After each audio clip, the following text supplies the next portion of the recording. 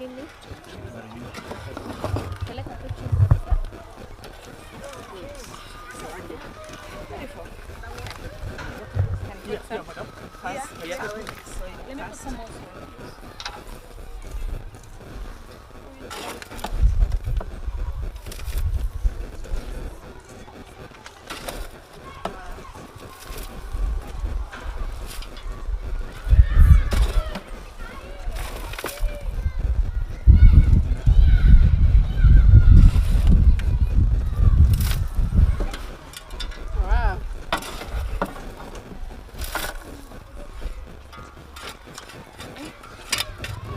Mwaga the rest. Yeah.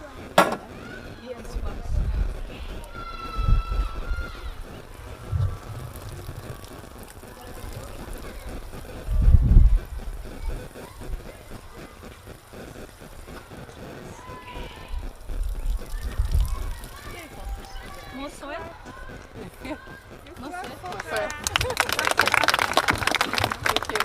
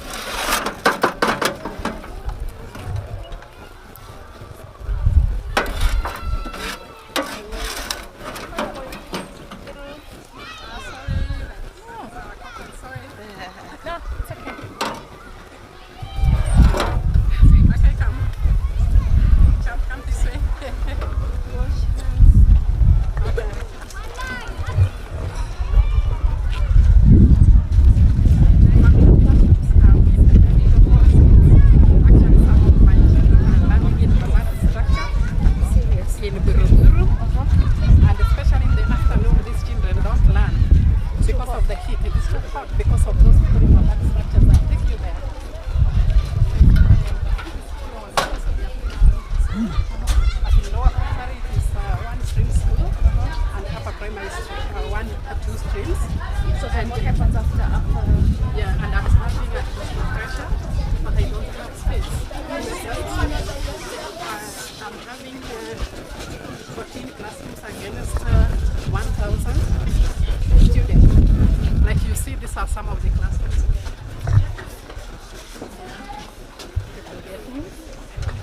Good morning. Afternoon.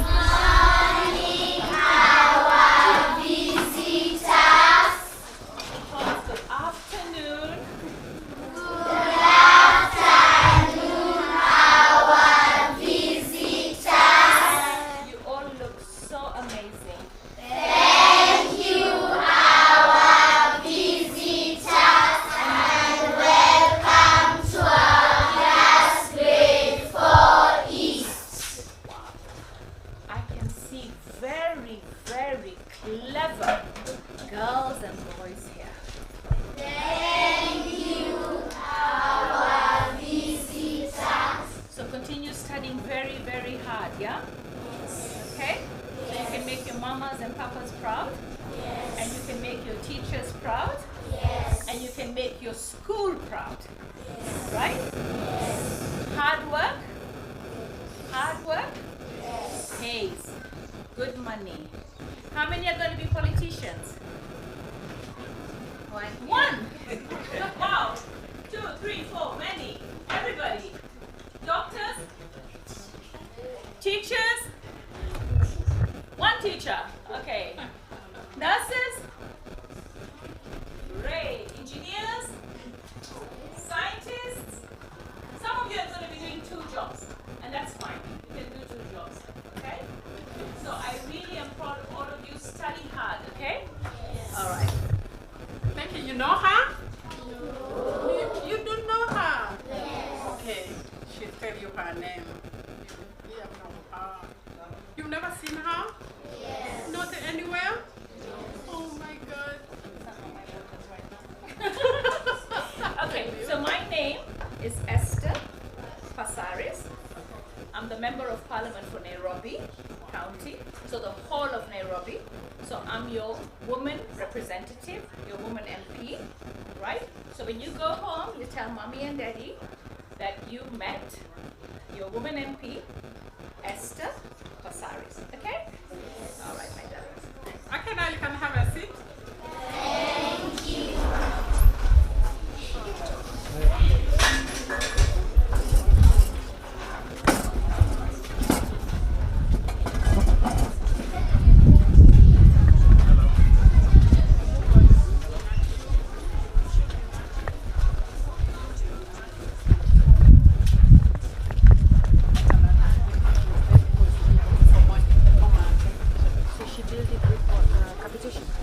No capitation.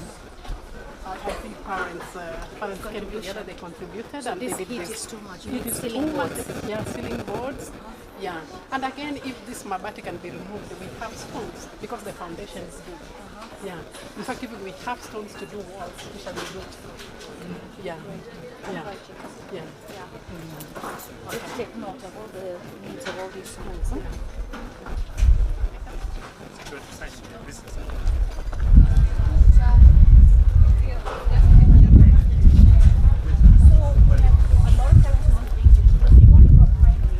We have primary and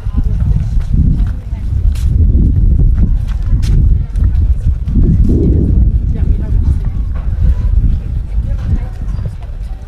yeah, this is it. Yeah. And the Nairobi County.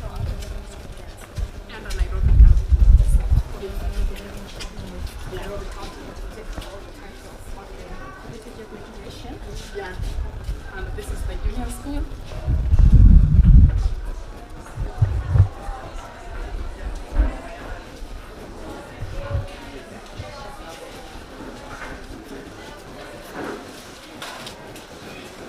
Welcome to our block. So how long have you been here? I've been here. This is my second year.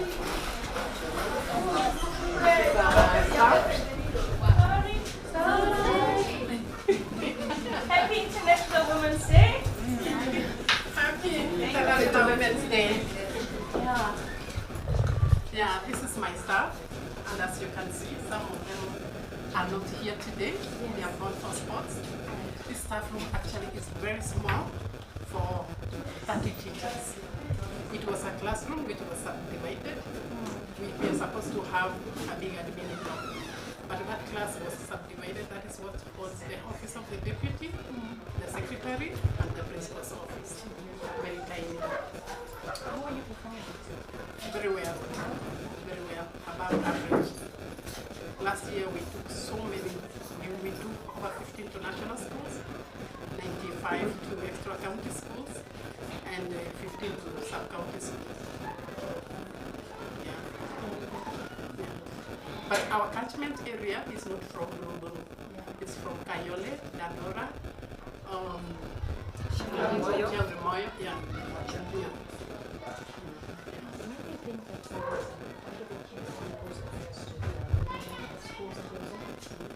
They don't have good schools in those areas. And this is the school which could accept them. Other schools refuse them. Other schools around here. Yeah. You can tell the teachers something. Yes, okay, so happy International Women's Day. I had a group of women that were supposed to receive, we have a project in under NGAF, the National Government Affirmative Action Fund, to give out cocoa cookers to vulnerable groups, and we were targeting women, and today being International Women's Day, the team from Makadara had not yet received their cookers, so we're really grateful for you hosting us, so that we could give them the cookers. We need a safe space for a small team. But it's also good for me to be able to come here. NGCDF does mostly what it has to do in terms of education, right, with bursaries and building schools, etc. For us, under GAF, we just do affirmative groups, right, and we do projects. So one of our biggest projects that we've been doing as GAF Nairobi is interventions on SGBV. And that's where most of our money is going from the last parliament to this parliament. We're working with the police stations, and we're working with CSOs to make sure we have a safe space. Because during COVID, we saw a lot of GBV. You can see the increase in femicide. We need those women who are in marriages or relationships that are not working to have a place where they can go and be able to be safe while they look for another abroad, right? Especially if they're 100% dependents. So we're hoping that the Safe House, with the partnerships of the CSOs and Nairobi County, will be a place that will reduce femicide in our country. In terms of education, I know the government has put $1 billion shillings for Nairobi to have additional classrooms. I will make sure that I sit down with your MP to make sure that at least some of these schools that are really in dire need of classrooms get allocated classrooms, because there is the money for classrooms, additional classrooms. So I'll pay attention to make sure that you know, every school in Nairobi gets classrooms. We're also looking at transition. Nairobi doesn't have enough secondary schools, so after they finish class 8, they're lost. And that's why we have a lot of crime. We also have a lot of drugs and alcohol and substance abuse. So those are areas that I think if we continued education, we would be able to reduce the numbers. One of the things that the president told us, that when we meet teachers and parents, we have to talk to you about teenage pregnancies. I think you saw that Nairobi is leading in teenage pregnancies. That's not good. Obviously, we're an urban center. Children are a lot more exposed. I also think the way we live, some of the houses that we live in, the informal settlements, are rampant for defilement and rape. So that's why I'm really supporting the housing agenda, so that we can have better houses where children are safe within a perimeter wall, right? So it's going to take a long time before we get our housing in order, before we educate the public. So that education, I know that the church is always against comprehensive sex education, right, for reasons on gender orientation, right? I feel that it's important that teachers feel that space of talking to children about good touch, bad touch, about how children come, how you get pregnant, not telling them that children are coming with a bird from heaven and dropped in your mother's compound, the way I was told when I was young. And I was always wondering, why did God drop me in this house and not the next house which had a swimming pool? So I was pretty offended that I was dropped in the wrong house. I think we need to be honest, and if we don't teach our children, the world will teach them. In the world of social media, the world will teach them a lot of things, and most children who are defiled will not talk about it because they're already feeling scared that if you speak, I will report. In fact, right now I'm dealing with a case in Nyahururu for somebody that I know. A young girl, she was a student, a teacher took advantage of her. She ended up with twins. She finished her exams and she got B. But the thing is, she ended up with twins, and this teacher now says, if you go and say anything, I'll bewitch you. So we still live in a society where we are not totally educated and we can live in fear. So I feel that you play a very big role in trying to educate our children on good touch, bad touch, on reporting and being confident enough to come and tell you. And you also have to look for the signs. I've had mothers who tell me, I never knew my daughter was pregnant. She was wearing these big hoodies and, you know, I thought it's fashion, but she was hiding a pregnancy. I only knew that she was pregnant at month 9. You know, and I feel that, you know, the law in Kenya is such that, you know, abortion is not permitted unless the doctor authorizes it, okay? And for me, a 10-year-old girl, 11-year-old girl, 12-year-old girl, defiled by most likely her father, her mother's lover, her brother, her uncle, right, should not be made to go full-term with the baby. Most of them end up with fistula, most of them die on the operating table, most of them don't have medical covers, and it's one wrong after another. We should be able, I mean, the courts have ruled in the case of JMM, a young Kisii girl who procured an unsafe abortion and ended up dead. She was in ICU for 3 years, from the age of 14 to the age of 17, because of all organs failing. She went into a pharmacy where her friends told her, you can go to this pharmacy and you can get the abortion procured. She didn't talk to her parents. And when she went to procure the abortion, he gave her some tablets. And when she took the tablets, the fetus came out, but not completely. So when she went back again, he put her in the back room and put a wire and started trying to take it out. So she developed an infection. When she got very, very sick, She told her mother what had happened, that she was raped by a border. She was pregnant. She went to a pharmacy to get an abortion. And now the mother then took her to the level 5 hospital in Kisii. And they told her, look, we can't handle your daughter. Take her. They didn't give the daughter and the mother an ambulance, so that's why the court ruled that the government is culpable and they have to pay the family 3 million, I think, which is something we're still following up. But then what happened with Jane, and by the time she got to Kenyatta, the mother had to sell everything she had, take her in a taxi, take her all the way to Kenyatta. She ended up staying in a coma for 3 years, from 14 to 17, and then she finally passed away. So all this could have been avoided if J&M felt confident to talk to somebody. If a medical doctor, using the standards of abortion, would apply that 1, she's a minor, 2, she was raped, 3, she's not ready to be a mom. You can't force somebody to be a mom when they're still children. I mean, I think we do so much wrong. I'm born Catholic, but I'm against people having a choice over a child's life when it comes to abortion. So we need to provide safe abortion. And the court actually ruled that when you're looking at the well-being of a mother-to-be, it's not just the physical well-being. It's not the spiritual well-being. It's also the economical and the emotional. And you know, all that comes to play.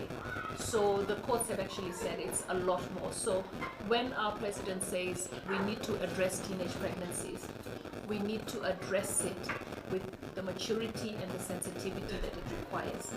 No child at 10, 11, 12, defiled, not developed on her hips, should be forced to give birth to a child, and then becomes taboo to the family because it was the mother's lover, or it was her father, or it was her uncle. You know, so we need to make those decisions, and teachers are like parents to the children, and you need to help us make those right decisions for the child.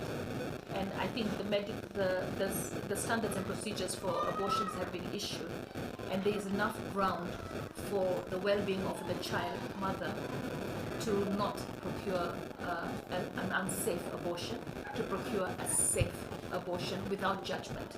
I think the person that requires judgment is the perpetrator who made this little young girl pregnant. So be cautious and aware of what's going on with the children, especially the girl child. Talk to them openly about how one gets pregnant. It's not because they ate the wrong food or the right food. It's sexual encounter, and some of them don't even know. The little girl, there's a girl up country who ended up with triplets, and when she was asked, "Are you able to look after these triplets?" she said, "No." Is the boy who you went out with able to look after the triplets? No, he's poor, he can't do it. And then she was asked, "Did you know what you were doing?" She had no idea. She just did something that felt good with this boy, and before you know it, she has children, 3 of them. The boy continues education, the girl drops out. We won't empower the girl child if we allow her to be misused, abused, without us standing in her defense. So as we celebrate International Women's Day, let's ensure that that girl grows up to be a strong woman, right? Because we all protected her. This is my deputy. Good afternoon. You are all welcome in Baraka Primary, and we are very, very happy for your coming. We are excited. We love you. Feel welcome.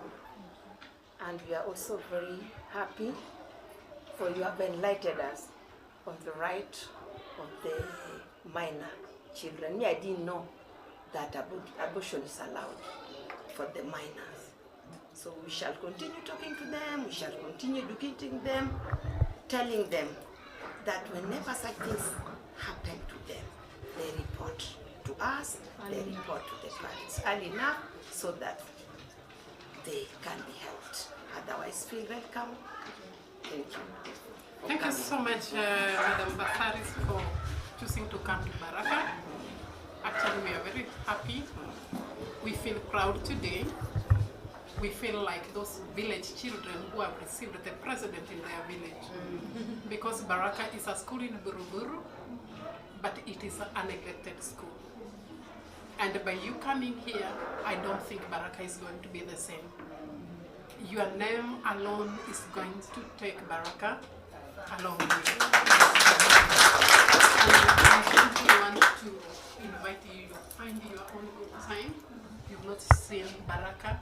It has a big field. If you can come, you plant trees with the teachers here. We make Baraka green. Actually, the parents are very humble. They come from very humble backgrounds. Sometimes you get debated on how to push them so that they support their school. But if you get donors out there whom you can push, they come and help Baraka, we shall be very happy. The first thing I think I'm going to do is speak to the area MP, Yes. speak to the Ministry of Education, and make sure that the spread of the money for the classrooms is uniform, because every school will require classroom. It will be a shame for one school to get 10 classrooms and another to get none. It is better that everybody gets 2 or 3, but everybody gets classrooms. Yeah. We have a program with NGAF to plant fruit trees.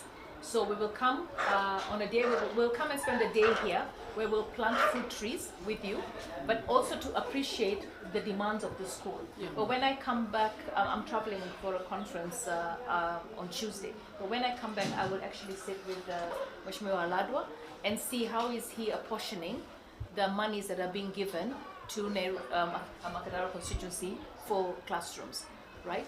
And I think we have challenges, but that even if you study under a tree, right? Yeah. Give your children the best education. Some of the best brains in this country didn't study in a classroom like this, and they still made it, right? So let whatever your limitations right now, right, can be overcome by your commitment to make each and every child achieve their optimum. And they can achieve their optimum just from love from the teacher, understanding from the teacher. And you know, I don't believe that there's any stupid child.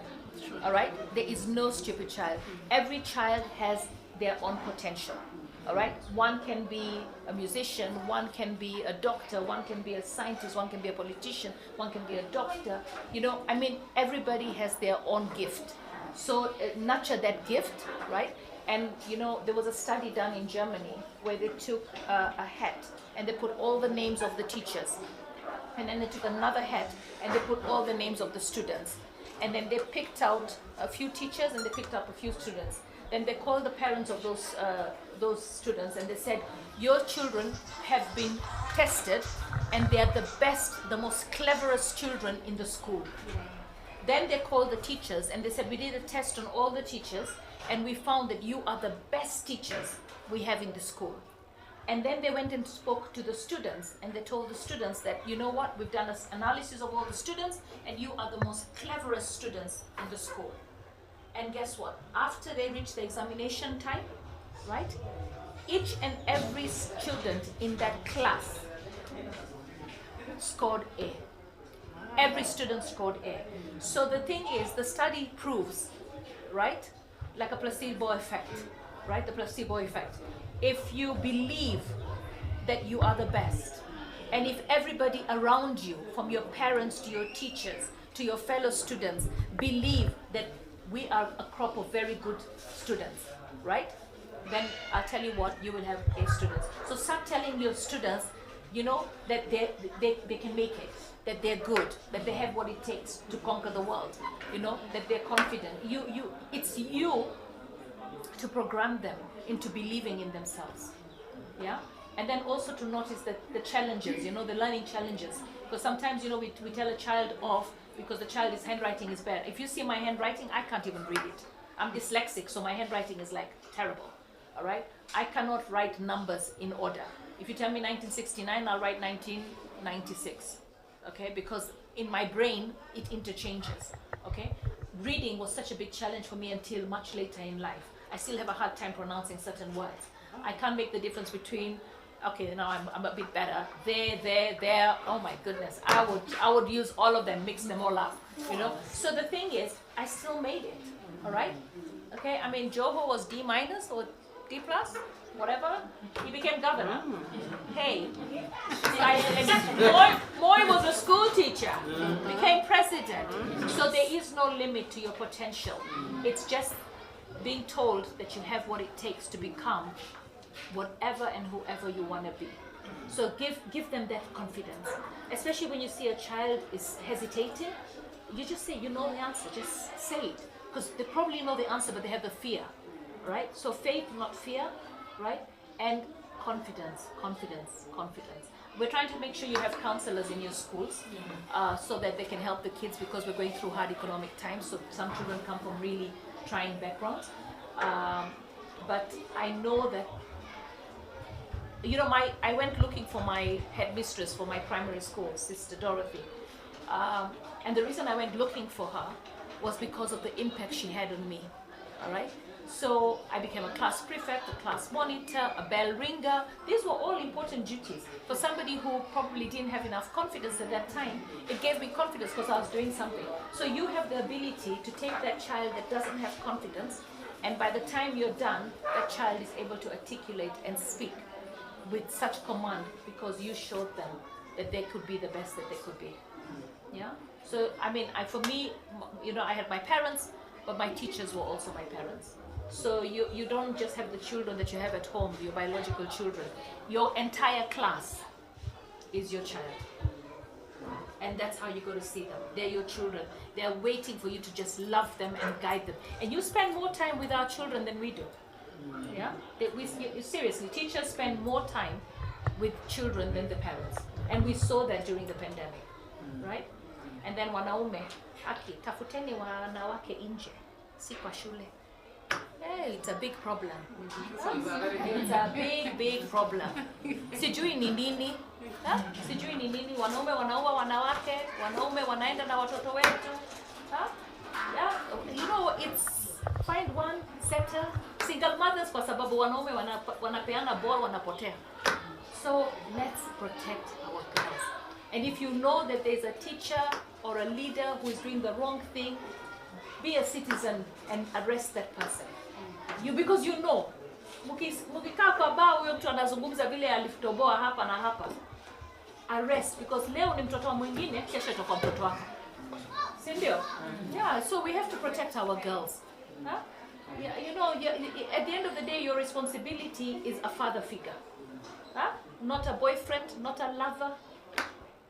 Si ndio? Yeah, you let those girls study. Because there are teachers like you out there who are doing the wrong thing, right? And they spoil the name for teachers. So you need to make sure that you stand against that. You understand? Yeah. Because when the child feels warmth towards you, that child is feeling warmth as an innocent child. She's not feeling warmth for you as a lover. Are you with me? So you have to make sure that you create those boundaries so that you protect that little girl. Because, you know, you might hug a child because she's feeling vulnerable, right? You are probably hugging, thinking it's a little woman, but she's seeing you as a father figure. And you know, we have a problem with father figures. So you all have a big role to play. Be good fathers to those young girls. Yeah? Good fathers. And good fathers don't prey on their children. They protect them. Yeah? I mean, I see it even in the police station. You go to the police station and then you're raped overnight. I mean, what's going on? The quality and the caliber of our men is taking a nosedive. So kama uko na mtoto pali umemwachilia na umchungi, tafadhali mtafute, kwa sababu kama utamchunga atakuja kuharibu dunia. Si ndio? Tafuta vijana wenyu kama wako huko nje, muwe father figures.